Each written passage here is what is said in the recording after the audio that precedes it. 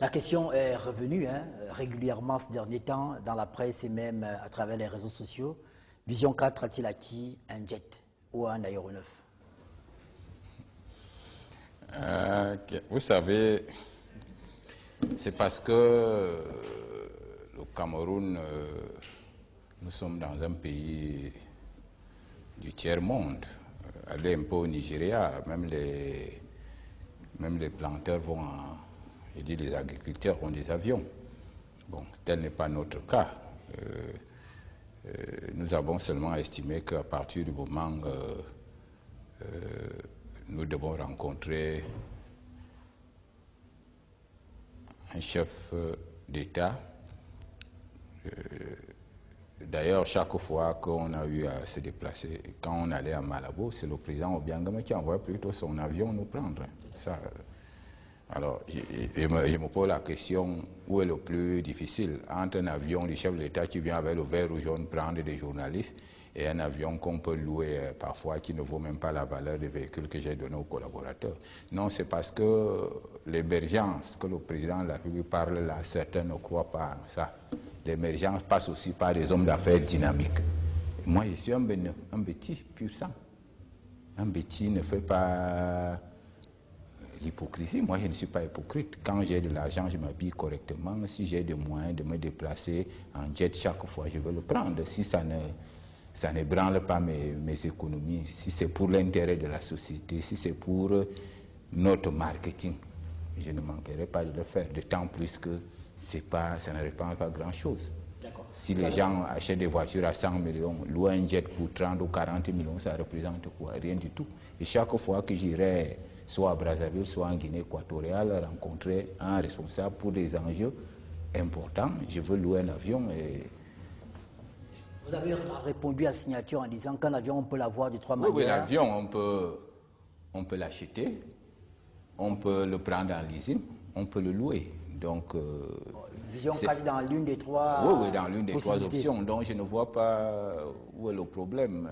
En Europe, là, pour prendre un hélico, aller à la plage, ça ne coûte rien. Parfois, c'est moins de 5 000 euros. Donc, vraiment, c'est parce que, de toute façon, moi, j'ose et moi, je ne manquerai pas chaque fois que je dois vendre l'image de Vision 4. Je prendrai les moyens nécessaires pour permettre à notre groupe d'être compétitif.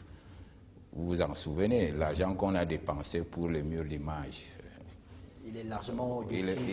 Il est 3 fois l'avion. Donc, c'est parce que les gens sont hypocrites, les gens préfèrent garder l'argent sous les matelas.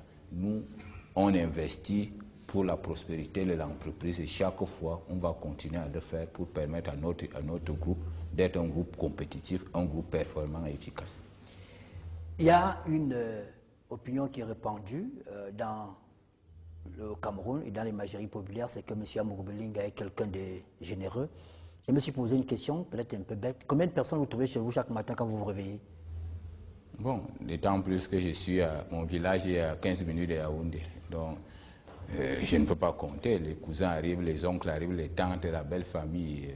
Ainsi de. D'abord, le seul avantage que j'ai, c'est que ma deuxième belle famille est loin d'ici. Elle est à Boya. Sinon, j'allais aussi régler un certain nombre de problèmes. Bref, chez les Bantous, chez les Bétis en général, il n'y a pas de il n'y a pas de bonheur à vivre seul. Donc, chaque fois que je peux aider les gens, j'essaie d'aider. C'est valable pour le personnel. Parfois, je donne mon propre argent et je règle un certain nombre de problèmes sans que cela puisse être des problèmes liés au service ou des problèmes professionnels. Donc, c'est comme ça que je vis et je suis plus à l'aise comme ça. Combien vous dépensez par jour? Beaucoup d'argent. Combien à peu près? Mais ça, je ne peux pas compter. Même quand je suis au village, je dépense encore moins. Mais à Yaoundé, il y a des problèmes extra qu'on dépense. C'est difficile. C'est difficile si c'était seulement mon salaire, puisque vous savez que j'ai un salaire ici, ça n'allait pas suffire. Mais je suis quand même aussi propriétaire terrien. Donc, de temps en temps, je vends aussi du terrain. Et vous savez, à Yaoundé, à 15 minutes de Yaoundé, si j'ai 50 hectares, donc j'élève les bœufs, je fais de la pisciculture. Donc, plusieurs activités connexes. Ouais, donc, d'accord. Il y a, depuis votre retour de la RCA et les photos qui ont été publiées dans la presse et à travers les réseaux sociaux, il y a certains qui voient en vous quelqu'un qui pourrait avoir un destin à la Berlusconi, de la presse au palais. Est-ce que M. Mougobelinga étudie?